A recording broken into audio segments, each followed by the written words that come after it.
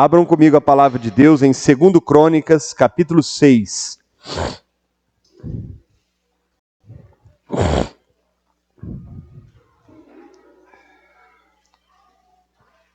Graças a Deus. Segundo livro das Crônicas, no Antigo Testamento, depois de 1º e 2º Reis, 1º Crônicas, 2º Crônicas, capítulo 6, verso 12, 13 e 14.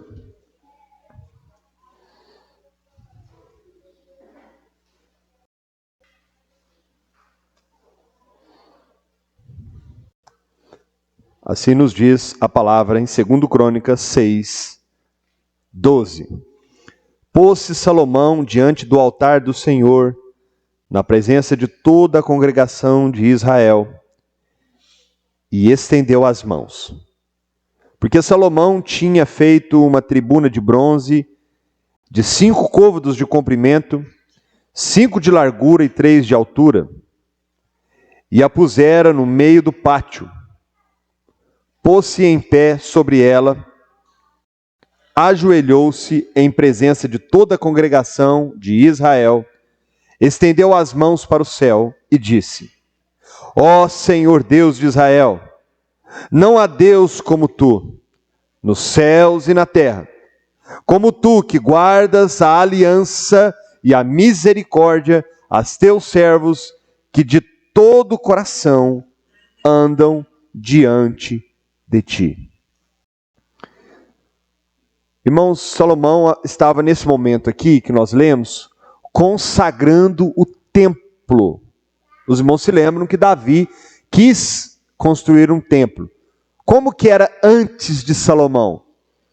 Havia o tabernáculo, era uma tenda, essa tenda era uma tenda móvel, e Deus visitava ali no momento do culto, conforme a lei que o Senhor revelou a Moisés. E Davi, ele quis construir um templo. E o Senhor disse a Davi que Davi não construiria esse templo. Quem construiria era o filho dele, Salomão. Salomão realmente construiu, né? Salomão, quando veio a ser rei, construiu o templo. E aqui nesse momento que nós estamos aqui da leitura, ele está orando ao Senhor para a consagração daquele templo. Então, a partir daquele momento, Deus se faria presente no meio do povo através daquele templo. Então, Salomão, ele lança mão aqui na sua oração, ele se ajoelha na presença de todos e do Senhor, ele estende as mãos para os céus e ele ora: ó Senhor Deus de Israel, versículo 14, não há Deus como tu. Ele reconhece a soberania de Deus nos céus e na terra. E aí ele fala uma coisa interessante na oração: como tu que guardas a aliança e a misericórdia aos teus servos que de todo o coração andam diante de ti. Por que Salomão usou esta expressão? Porque Deus, irmãos, é um Deus de aliança. O Deus da Bíblia é um Deus de pactos. E Deus havia feito uma aliança com Davi. E Salomão, na oração dele, ele lembra disso e ele lança mão desse recurso. É como se ele dissesse: Senhor, assim como o Senhor foi com meu pai Davi, assim como o Senhor fez uma aliança com ele, assim como o Senhor fez muitas promessas a ele, assim como o Senhor foi vitorioso com ele, habitou no meio do reinado dele, lembra, Senhor, da aliança que o Senhor fez e abençoa também esse lugar. Essa ideia de um Deus de aliança era uma ideia muito viva em Israel. E nós vamos entender isso aqui esta manhã, para nós percebermos o quanto isso é importante, irmãos. Como que Deus age, como que é o método de Deus, como é que é a forma de Deus se relacionar. O que é que faz com que Deus simplesmente não resolva acabar com tudo, exterminar com tudo e todos? Por quê? Que o Senhor simplesmente, quando vê o pecado, quando vê as nossas falhas, as nossas transgressões, dá uma olhada para mim, por favor. Ele simplesmente não resolve, esse negócio não está dando certo, vamos. Nós vamos ver que Deus é um Deus de aliança, e Ele zela por essa aliança. Vamos falar um pouquinho sobre isso rapidamente, porque no tempo que nós estamos, no tempo que nós vivemos, a aliança não é uma coisa muito...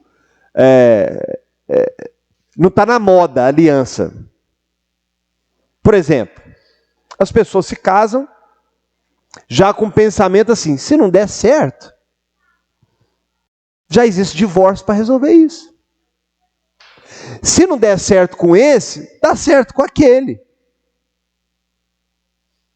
Nós vemos que as pessoas, às vezes, eu trabalho com empresa e eu vejo muito isso. A pessoa chega lá na empresa, lá com a carinha boa, né?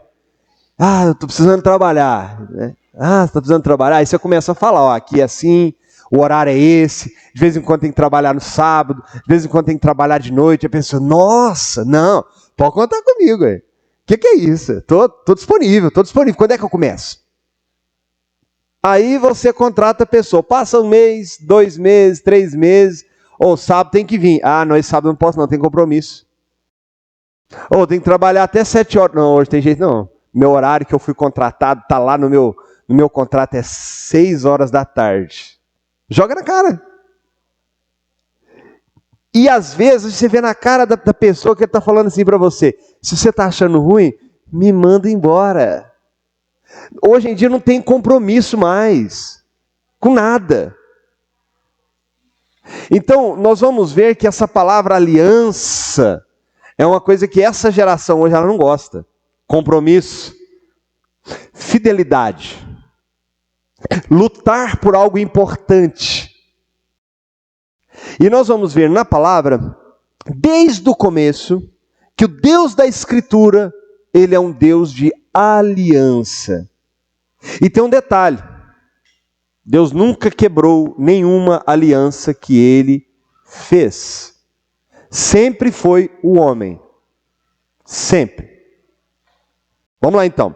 Primeiro eu vou ficar com a confissão de fé, vou expor ela, e depois eu vou trazer alguns exemplos para nós entendermos melhor essa questão, ok? Vamos lá.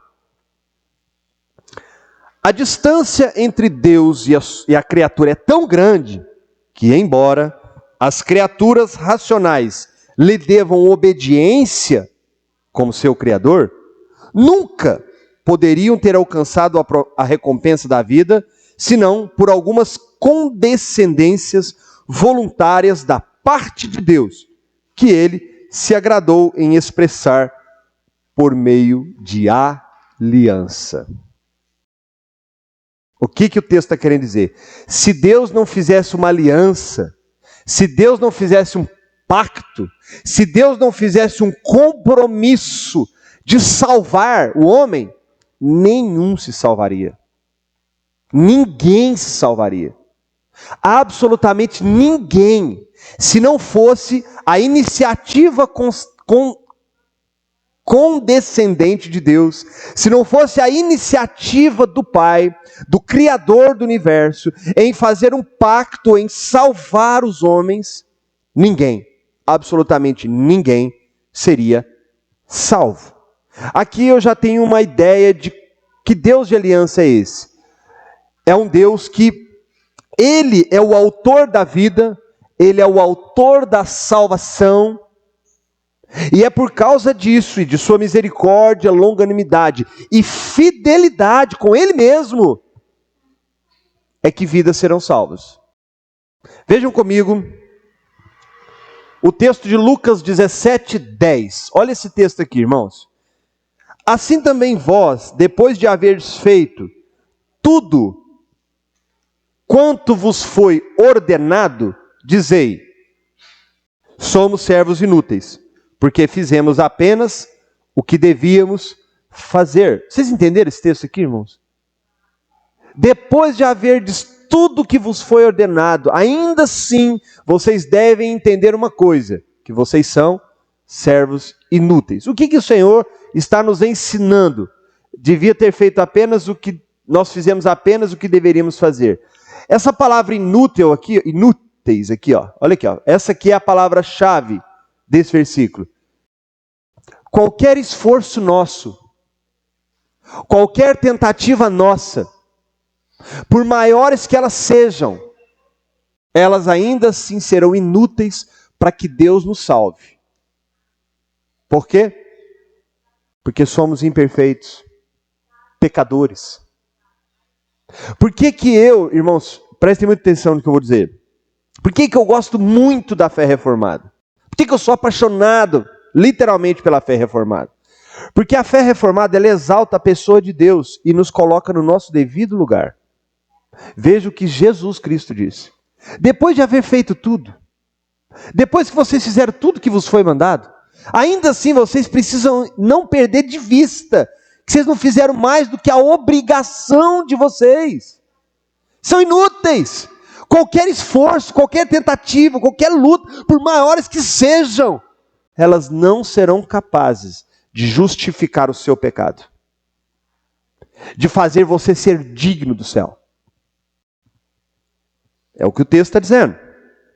Vamos ver outro texto aqui interessante, em Jó 35. Olha esse texto, olhem comigo esse texto. Atenta para os céus e vê. Contempla as altas nuvens acima de ti. Se pecas, que mal lhe causas tu? Se as tuas transgressões se multiplicam, o que lhe fazes? Se és justo, que lhes dá, ou que recebe ele da sua mão? A tua impiedade só pode fazer mal ao homem, como tu mesmo. E a tua justiça, dar proveito ao filho do homem. Às vezes os irmãos não entenderam, eu vou explicar. Um amigo de Jó disse isso para ele. Atenta para o céu e vê. Contempla as altas nuvens acima de ti. Ele está falando isso com Jó. Ele fala assim para Jó, se você peca, que mal lhe causas tu? Causas a quem? A Deus. Se você peca, que mal você causa para Deus? Nenhum. Se você faz lambança, faz tudo errado, se você resolve xingar Deus, gritar para Deus, blasfemar contra Deus, você acha que você causa algum mal a Deus? Nenhum. Não diminui ele nada. Ele continua. Se as tuas transgressões se multiplicam, o que ele fazem? Deus se torna menos santo quando você peca? Ele se torna menos bom quando você peca? Ele se torna menos fiel quando você peca? Não, não acontece nada. Ele continua sendo Deus. Mas olha só o contrário. Se é justo, se você faz o bem, que lhes dá? Ou que ele recebe? Em outras palavras, o que você tem para oferecer? Se você faz uma coisa boa, Deus também não fica mais bom porque você fez alguma coisa boa. Ele não se torna melhor porque você fez algo incrível. Os irmãos entendem isso daqui? Deus, Ele é Deus. E Ele nunca deixará de ser Deus, independente dos homens. Não há nada que possamos dar a Ele, que Ele já não tenha, que já não seja dEle. Então, nesse sentido, irmãos, por que isso é importante? Que diferença faz Deus fazer uma aliança com o homem, se o homem não tem nada para oferecer? Você não tem nada para dar. Nem de bom, nem de ruim. Entenderam? Até aqui? Posso continuar? Então eu vou ler de novo, só para os irmãos tentarem pegar o raciocínio. A distância entre Deus e a criatura, o homem, é tão grande que, embora as criaturas racionais lhe devam obediência como Criador, nunca poderiam ter alcançado a recompensa da vida, senão por alguma condescendência voluntária da parte de Deus, que Ele se agradou em expressar por meio de aliança. Ou seja, se Deus não tivesse se disposto a salvar, a abençoar e a fazer uma aliança, todos nós estaríamos perdidos. Todos nós íamos para o inferno. Isso aqui acho que ficou fácil de entender, não ficou, irmãos? Então tá. Então vamos continuar, para a gente ficar bem claro. 2, capítulo 2 desse tema. Ademais, tendo o homem trazido sobre si mesmo a maldição da lei por sua queda, aprove ao Senhor fazer um pacto de graça. Vamos lá, vamos por partes. O homem trouxe sobre si maldição na queda. aprove ao Senhor fazer um pacto de graça. Olha isso aqui, ó. Olha o pacto de Deus com o homem. Gênesis 2,17. Mas da árvore do conhecimento do bem e do mal não comerás, porque no dia em que dela comerdes, certamente morrerás. Aqui, irmãos, é a primeira revelação que a gente vê de maneira clara de uma aliança entre Deus e a sua criatura. Deus fez o homem à sua imagem e semelhança e o colocou no jardim para cuidar do jardim. E lhe colocou termos. Uma aliança implica em termos, um pacto implica termos. Um contrato, você vai assinar um contrato, tem lá as cláusulas. Qual que é a sua parte, qual que é a parte da outra pessoa? Deus também tem o seu contrato, o seu pacto, sua aliança. E ele falou com Adão, Adão, vocês vão cuidar do jardim. E o Senhor proveu ali a árvore da vida, o fruto que manteriam eles vivos para sempre. Mas o Senhor deu uma cláusula, um nãozinho lá, colocou lá um letras garrafais lá. Não é para comer da árvore do conhecimento do bem e do mal. E no dia em que vocês comerem, o contrato rezava isso claramente. No dia que vocês comerem, vocês morrerão. O que aconteceu? O sujeito vai lá e quebra o pacto. Quebra o contrato. Deus é fiel? Deus é fiel. E realmente eles morreram. E a morte passou a todos os homens. O contrato foi quebrado. A aliança foi quebrada. E detalhe, irmãos, prestem bem atenção nessa questão da aliança. Quando Deus faz aliança com Adão e Eva também, claro, né? Eles não tinham pecado ainda. Não tinha. Deus fez o homem reto. Nós lemos isso aqui há uns estudos atrás. Eles de fato tinham livre arbítrio. Por que era livre? Porque não havia nenhuma influência para tomada de decisão. Eles sentiam livre arbítrio, que o homem tanto arroga para si, eu tenho livre arbítrio. Tem nada, irmão. Tem nada. Se nós tivéssemos realmente livre arbítrio, nós tomaríamos a decisão de não pecar e conseguiríamos cumprir. Tem nada. Você é um pecador, eu sou um pecador. Mas Adão e Eva, naquele momento, não. Eles eram feitos à imagem de Deus. Eles poderiam sim dizer não ao pecado. Mas eles quebraram a cláusula de Deus. Vamos lá. Vamos ler de novo. Ademais, tendo o homem trazido sobre si a maldição da lei por causa da queda, aprove o Senhor fazer um pacto da graça, no qual ele oferece livremente aos pecadores a vida e a salvação por meio de Jesus, exigindo deles fé nele para que eles sejam salvos. Então vamos lá, vamos entender isso aqui. O Senhor aqui, Gênesis, houve a queda, quebrou a aliança. Olha o que diz a palavra em Gálatas 3, versos 10. Todos quantos, pois, são das obras da lei, estão debaixo de maldição, porque está escrito, maldito todo aquele que não permanece em todas as coisas escritas no livro da lei para praticá-las. Romanos 3, 20, versículo 21. Olha lá, irmãos. Visto que ninguém será justificado diante dele por obras da lei, em razão de que pela lei vem o pleno conhecimento do pecado, mas agora sem lei se manifestou a justiça de Deus, testemunhada pela lei e pelos profetas. O que isso quer dizer? A partir do momento que Adão e Eva caíram, a partir do momento que eles pecaram, eles fizeram folhas para cobrir, porque perceberam que estavam nus, e ali é uma simbologia do que a raça humana faria dali para frente, que era tentar cobrir o seu pecado com os seus recursos próprios, ou o que a Bíblia chama de justiça própria. Guardem essa palavra, justiça própria. Você sabe o que é isso? É quando você tenta argumentar por que pecou.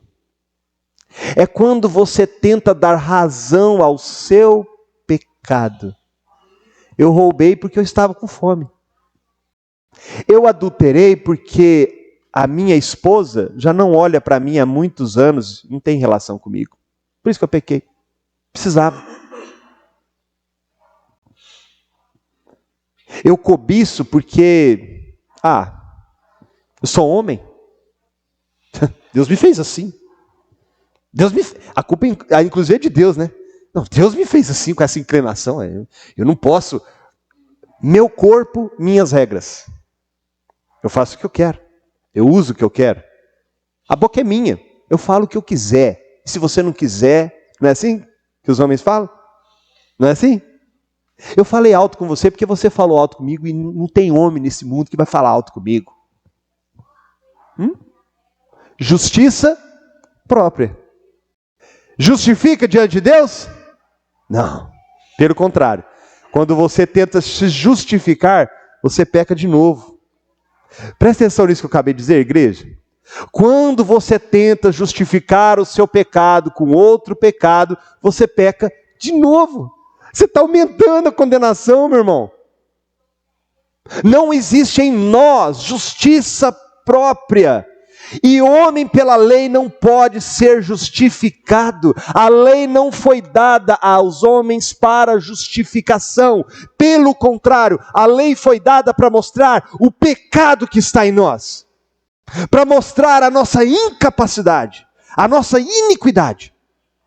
A lei deixa claro o que não se deve fazer para mostrar a sua limitação em não conseguir cumprir a vontade de Deus e fazer com que você corra para os pés do Senhor. Lembra que nós lemos aqui, ó? Olha aqui, ó.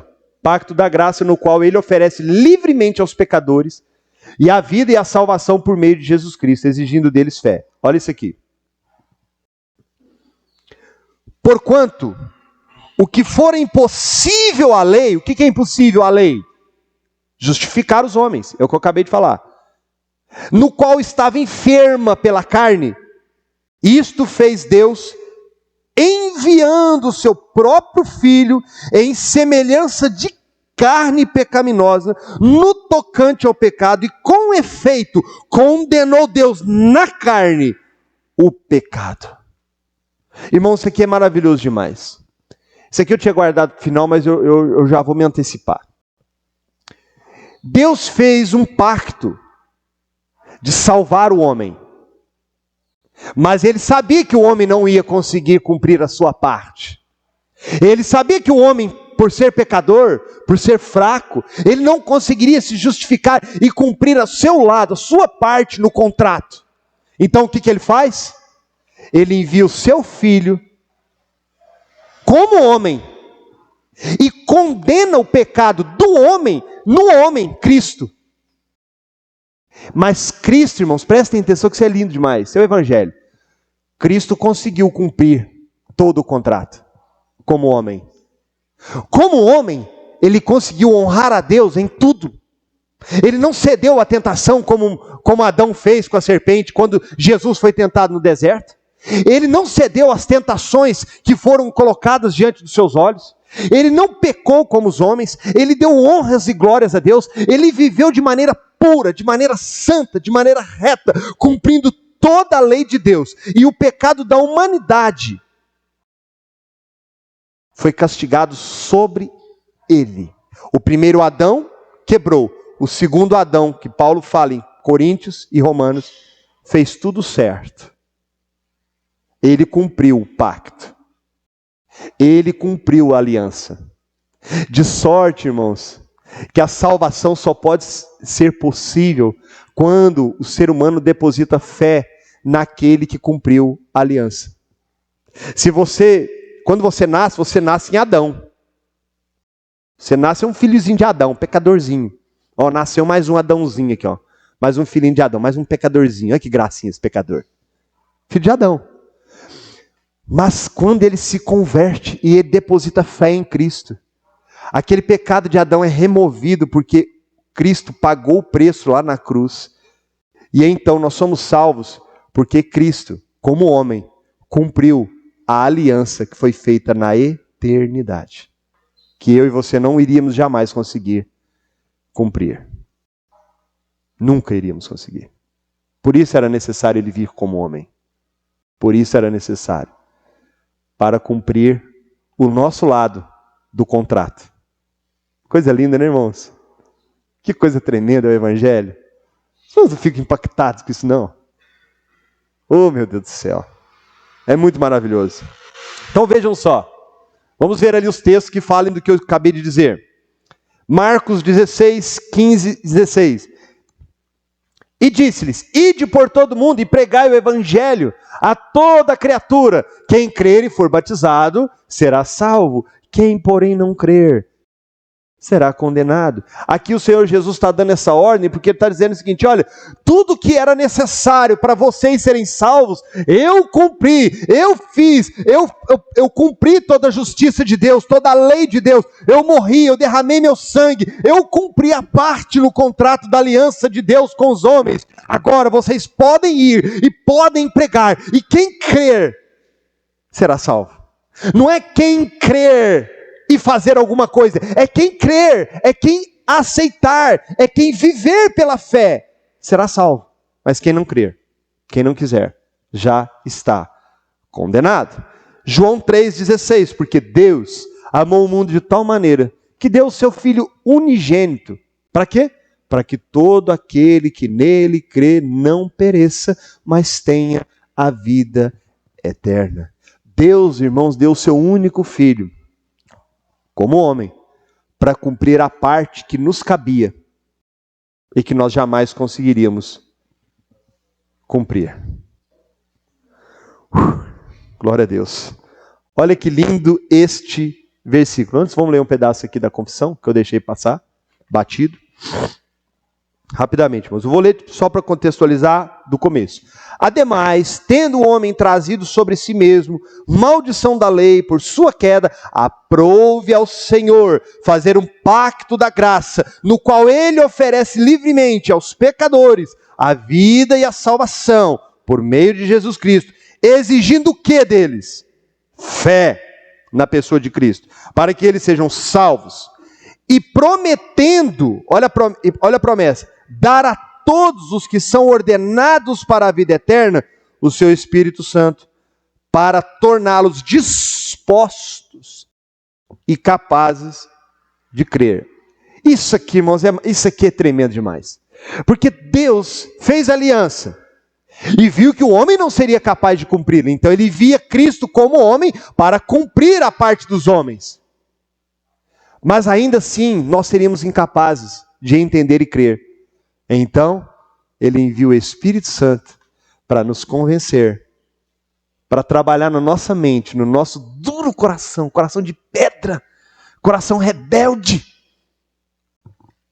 E aí nós vamos para esse versículo incrivelmente maravilhoso de Ezequiel, que diz assim: dar-vos-ei coração novo, e porei dentre vós espírito novo, tirarei de vós o coração de pedra, e vos darei um coração de carne, porei dentre vós o meu espírito, e farei que andes nos meus estatutos, guardeis os meus juízos, e os observeis. Os irmãos viram? Que tremendo, que é tudo Deus. Deus faz aliança, Deus cumpre aliança, Deus nos capacita para aceitar a aliança. E olha isso aqui, irmãos, olha esse texto aí vocês têm que grifar na Bíblia de vocês têm que mandar fazer um quadro, pôr lá na sala de vocês bem grande, pinta no muro da casa, na porta, não sei, irmão, lá no seu local de trabalho, na sua mesa de escritório, põe esse texto lá, irmãos. Dar-vos-ei um novo coração. Sabe por que você está aqui, meu irmão? Porque Deus fez uma cirurgia em você, Ele tirou aquele coração duro, que queria pecar, que queria se lambuzar na lama, que queria viver no chiqueiro, que queria carne, e Ele foi lá e transformou você, Ele colocou um coração novo em você, um coração de carne, e colocou o Espírito Santo em você, e escreveu as suas leis. Agora não é mais no hall de membros da igreja, não é ali num quadro, é no seu coração. Meu Deus. Olha esse outro texto aqui.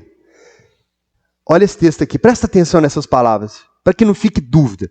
Ninguém, irmãos, eu entendo, eu não sou assim, eu não me formei numa universidade, eu não tenho curso superior, mas eu entendo que ninguém quer dizer ninguém.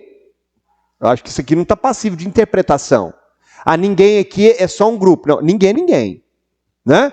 Ninguém pode vir a mim se o Pai que me enviou não o trouxer, e eu ressuscitarei no último dia. Está escrito nos profetas, e serão todos ensinados por Deus. Portanto, todo aquele que da parte do Pai tem ouvido e aprendido, esse é que vem a mim.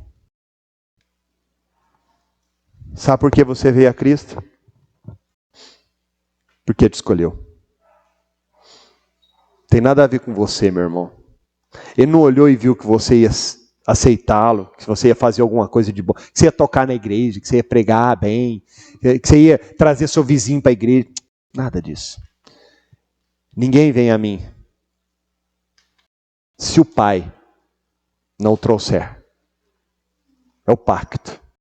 É a aliança que foi feita antes da fundação do mundo.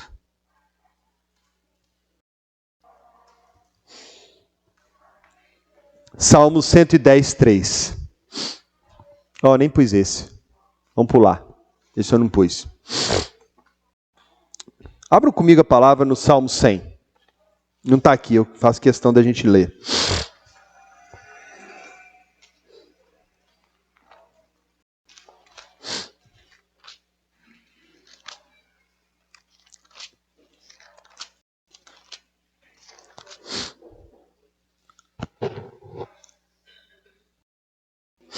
Olha esse Salmo 100 aqui, irmãos, no Velho Testamento. Olha o que o salmista diz. Salmo 100. Celebrai com júbilo ao Senhor todas as terras. Servi o Senhor com alegria. Apresentai-vos com cântico.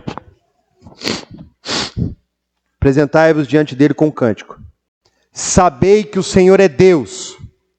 Foi Ele. Vou ler de novo. Sabei que o Senhor é Deus, foi Ele quem nos fez, e dele somos. Somos o seu povo, e rebanho do seu pastoreio. Entrai pelas portas com ações de graças, e nos seus atos com hinos de louvor. Rendei graças e bendizei o seu nome, porque o Senhor é bom, e a sua misericórdia dura para sempre. De geração a geração é a tua fidelidade. Algumas versões estão dizendo assim: sabei que o Senhor é Deus, foi Ele quem nos fez ovelhas do seu pasto, povo seu. Foi Deus, irmãos. Tudo foi Deus, a iniciativa dele, concedência dele, amor dele, misericórdia dele, fidelidade dele, bondade dele, graça dele pelo seu povo. 3. Terceira e última parte da nossa confissão. Essa aliança é revelada no Evangelho. Primeiramente, essa aliança foi revelada, essa aliança da graça, foi revelada a Adão, na promessa de salvação pela descendência da mulher. Olha aqui. Gênesis 3,15. Porém, inimizade entre ti e a mulher, entre a tua descendência e o seu descendente. Este te ferirá a cabeça, e tu lhe ferirás o calcanhar. Primeira vez que o Evangelho aparece claramente, de maneira bem clara, é aqui, ó. Gênesis 3,15. Ali Deus revela. O que eu quero dizer aqui com esse texto, bem rapidamente, meus queridos. Deus não foi pego de surpresa. Ele foi lá, fez Adão. Aí, depois de Adão, ele fez a Eva. E aí ele falou com eles, deu promessas. De repente, o Senhor chegou lá para visitá-los. Eles saíram correndo. Uai, o que aconteceu? Uai, cadê você, Adão? O que você fez? O que você está arrumando? Por que você não está no horário marcado, na hora marcada? Você pecou. E agora? Não. Deus já tinha tudo pronto. Porque a Bíblia diz que Jesus é o cordeiro morto antes da fundação do mundo. O pacto tinha sido feito na eternidade antes de que o universo e tudo fosse criado. Então Deus prepara umas vestes, pele de cordeiro, para Adão e Eva, mostrando que um dia o Cordeiro de Deus viria tirar o pecado do mundo. E aqui ele faz essa promessa. Porém, inimizade entre ti, a serpente, e a mulher, entre a tua descendência e o seu descendente. Este te ferirá a cabeça, e tu, a descendência, lhe ferirá a cabeça, e tu lhe ferirás o calcanhar. Mostrando a tentativa do diabo em interromper o plano da redenção. Então aqui, primeiro foi revelado a Adão. Voltando lá, ó. Foi revelado a Adão, descendência da mulher. Ok? Quinto ponto. E depois, por etapas sucessivas, até que sua plena revelação foi completada no Novo Testamento. Então, a partir de Adão, o Senhor começa a fazer outros pactos. Ele fez um pacto com Noé, por exemplo. Ele fez um pacto com Noé, para ele fazer uma arca, que o Senhor salvaria a sua família. Ao terminar o dilúvio, ele e a família, o Senhor faz um pacto, uma aliança, que nós chamamos de aliança noânica a Noé. Mais na frente, o Senhor vai fazer um pacto com Abraão.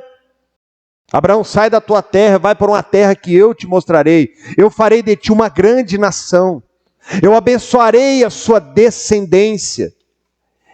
Tanto que o Senhor Jesus, ele é da descendência de Abraão, e todos aqueles que creem em Cristo são feitos filhos de Abraão. Ali foi feita uma aliança. Deus é Deus de aliança. E o Senhor, meus irmãos, desde Abraão, ele vem lutando e trabalhando para que esta aliança, ela se confirmasse na pessoa de Jesus Cristo. A aliança de Abraão. Deus fez a aliança com Davi, que é o que nós lemos aqui no texto inicial.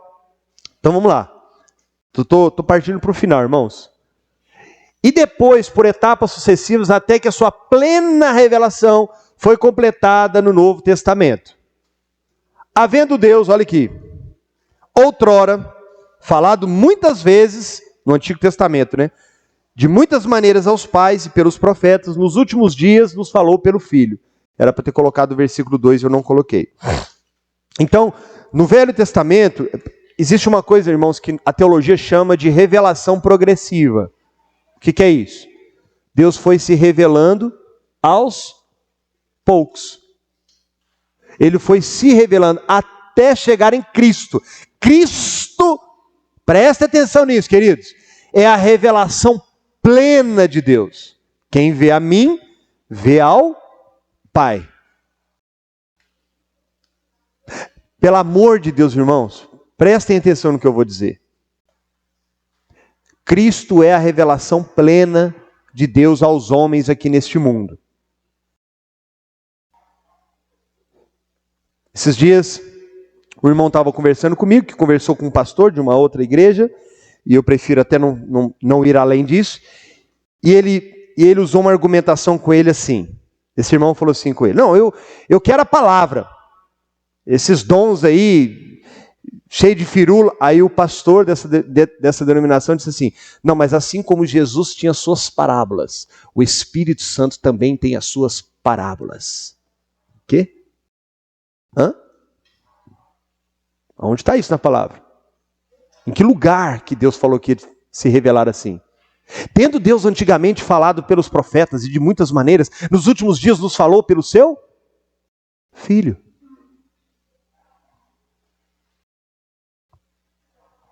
O cano está fechado, não tem esse negócio não, irmão. Então eu fico assim, às vezes impressionado que tem gente que fica andando atrás desses negócios. Meu irmão, Cristo é a plena revelação de Deus aos homens.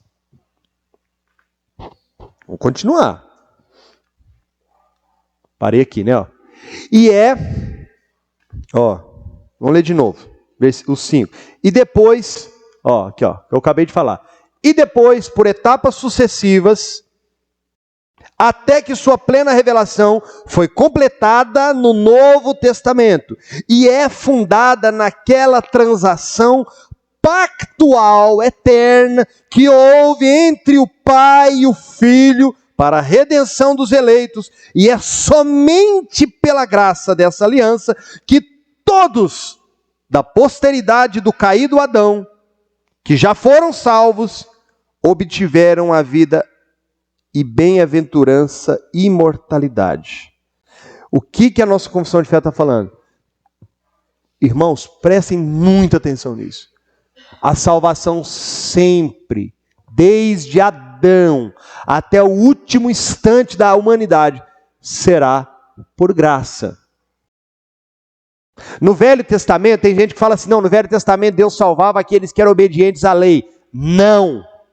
Eu já disse e vou repetir, nada que possamos fazer, não existe justiça em nós, a lei não foi dada para salvar, toda a salvação de Deus foi pela graça, mediante a fé, do começo ao fim, e sempre será assim.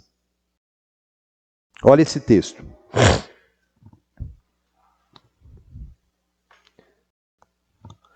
Que nos salvou e nos chamou com santa vocação, não segundo as nossas obras, mas conforme a sua própria determinação e graça, nos foi dada por Cristo Jesus, antes da onde? Lê para mim, por favor, irmãos. Antes do quê? Antes dos tempos. Eu vou ler esse versículo que acho que vocês não entenderam, não. Eu tenho certeza que a maioria que não entendeu. Eu vou ler de novo, presta atenção. Olha lá.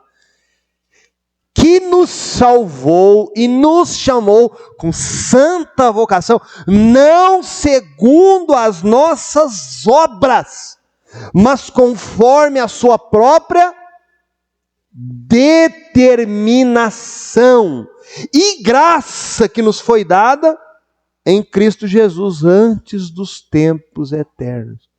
Querido, você foi salvo antes dos tempos eternos. Que dia que você encontrou Jesus, irmão? Foi no dia 12 de agosto de 1996. 12 de agosto de 1996. Lembro direitinho. Mas aquilo foi só a confirmação do que Deus já havia feito. Lá, no pacto. Antes dos tempos eternos.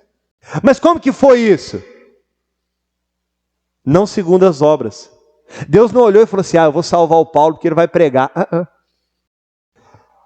Conforme a sua própria determinação. Graças a Deus por isso. Glória a Jesus. Graças a Deus. Porque se ele olhasse alguma coisa, eu com certeza não ia estar aqui, irmãos. Eu tenho certeza disso. Se Deus olhasse a minha ficha no futuro, ele fala, não, esse aí tem que ir de ponta cabeça para o inferno. Mas graças a ele, sua determinação, ele não olhou para isso. Ele olhou e falou assim, eu vou salvar porque senão não tem jeito. Aquele ali, se eu não salvar ele, tadinho, está perdido. Tito 1, versos 1 e 2. Olha lá, Paulo, servo de Deus e apóstolo de Jesus Cristo, para promover a fé que é dos eleitos de Deus. Olha a fé dos eleitos aí, ó. Olha aí, ó. E pleno conhecimento da verdade, segundo a piedade, na esperança da vida eterna, que o Deus, que não pode mentir, prometeu quando? Antes dos tempos eternos. Deus fez uma aliança, um pacto. Ele, Cristo, no céu, vamos salvar o homem. Vamos criar o homem vai pecar e nós vamos salvá-lo. E como que vai ser isso? Lá na eternidade, Cristo já era o Cordeiro morto. Antes da fundação do mundo. Ele já estava no pacto de Deus salvar o homem por meio de Cristo. E no finalzinho aqui, ó. O homem é agora totalmente incapaz de ser aceito por Deus naqueles termos de Adão. Lembra os termos de Adão? Não é para comer da árvore. Não tem nem árvore mais para a gente não comer, né? Agora tem outras coisas aí que alguns insistem em comer, né? Se alimentar e absorver e viver, né? Concupiscência dos olhos, o que João fala? Concupiscência dos olhos, concupiscência da carne e soberba da vida. É o que há aí. É o que está no mundo aí para oferecer. É a árvore do bem e do mal, é isso aí, ó. Então, nós não podemos mais nesses termos. Ó, o homem agora é totalmente incapaz de ser aceito por Deus naqueles termos em que Adão permanecia em seu estado de inocência. 8º ponto. Olha lá. De fato, sem fé é impossível agradar a Deus, porquanto é necessário que aquele que se aproxima de Deus creia que Ele existe e que é galardoador dos que o buscam. Hebreus 11, 6. Salvação, irmãos, é por meio da fé. Hebreus 11, 13. Todos esses morreram na fé, sem ter obtido as promessas. Vendo-as, porém, de longe, saudando-as e confessando que eram estrangeiros e peregrinos na terra. O que isso aqui quer dizer, irmãos? Prestem atenção que isso aqui é muito bonito. Hebreus 11 é a galeria da fé, certo? O escritor aos Hebreus está falando, pela fé Moisés, pela fé Noé, pela fé Abel, pela fé Davi, pela fé... Ele vai elencando aqueles personagens do Antigo Testamento.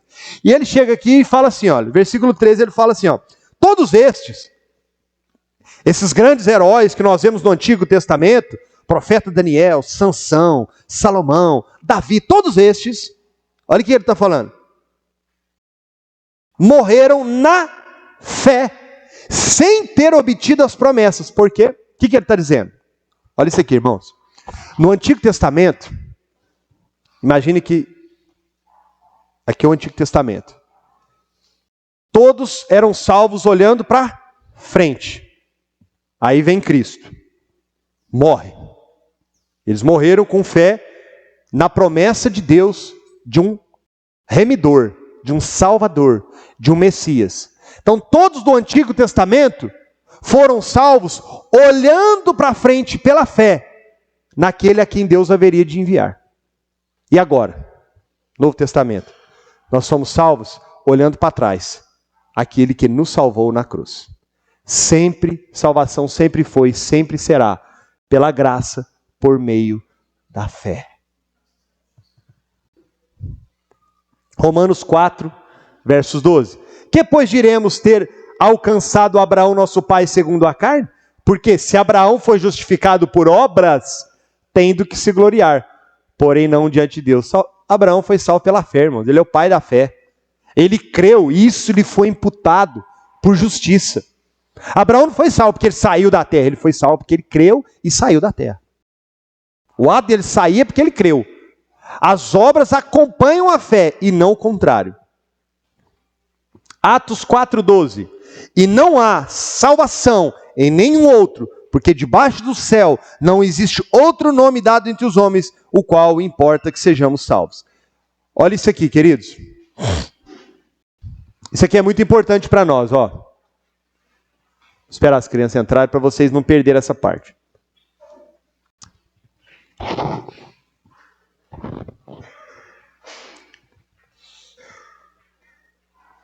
Amados, olha isso aqui comigo. Esse versículo aqui, ó. E não há salvação, e não há, olha o verbo, a conjugação do verbo no presente aqui, ó. E não há salvação em nenhum outro. Porque debaixo do céu não existe nenhum outro nome dado entre os homens pelo qual importa que sejamos salvos. Sabe o que isso quer dizer? Que nunca houve, não há e nunca haverá outro nome em que a humanidade possa ser salva. Não tem Moisés, não tem Abraão, não tem Buda, não tem Masaharu, não tem ninguém. É Cristo. É o único que pode salvar.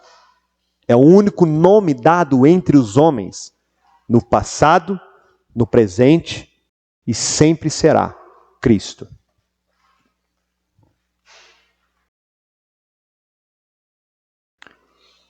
Muito bem, queridos, eu termino pedindo para vocês abrirem Lucas 22. Eu vou encerrar fazendo a minha conclusão, minha consideração final.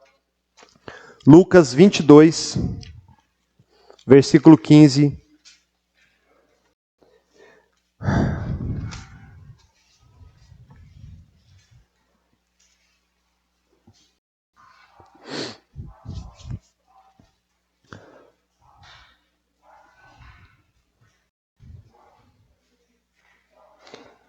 Evangelho de Lucas, capítulo 22, versos 15, diz assim: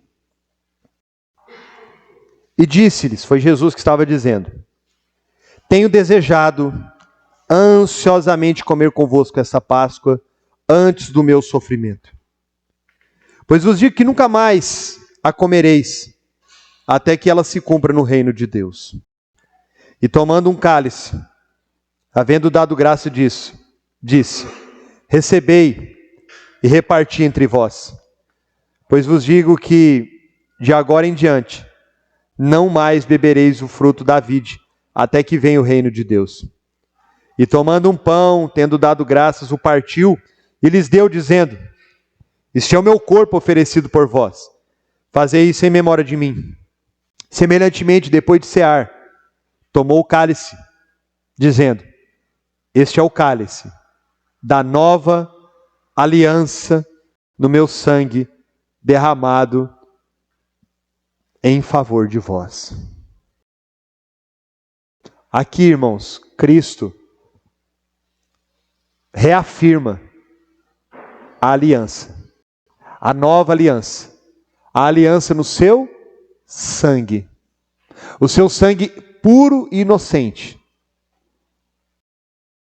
Irmãos, isso não é tremendo? Ele cumpriu toda a lei, ele cumpriu tudo aquilo que nós deveríamos cumprir e jamais conseguiríamos. Ele foi fiel até a morte, morte de cruz. E como marca desta aliança, que toda aliança e todo pacto tem uma marca, tem algo para comprovar aquela aliança. Hoje, quando nós vamos assinar, quando a gente vai fazer um contrato com alguém, o que a gente faz? A gente vai lá e põe a nossa assinatura, não é? As duas partes, as testemunhas, vai lá e assina, né? A assinatura de Deus nesse pacto foi o seu próprio sangue. É a marca da aliança. É a marca da promessa. É a certeza. O sangue dele é a certeza de que aqueles em quem o Pai escolheu serão salvos e ninguém jamais poderá arrebatá-las das mãos do Senhor. Glória a Deus por isso, irmãos. Nós não fomos salvos apenas por palavras e letras, mas pelo sangue de Cristo na cruz. E eu quero terminar dizendo, irmão, eu tenho 2 minutos para dizer isso. Se você é salvo, se você creu em Cristo, quando você errar, quando você falhar, quando você em algum momento tropeçar no caminho, não fuja de Deus. Lembre da aliança. Faça como Salomão. Senhor, lembra da aliança que o Senhor fez, do sangue que o Senhor derramou. Perdoa-me. Eu fui salvo por tua graça.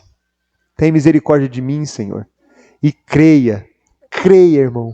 Creia com todo o seu ser, com todas as forças do seu ser, que você está perdoado.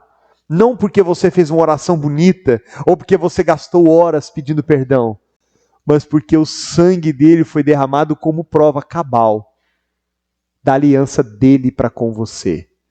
E que nada nesse mundo pode quebrar essa aliança. Nada poderá nos separar do amor que há em Cristo Jesus nosso Senhor. Amém?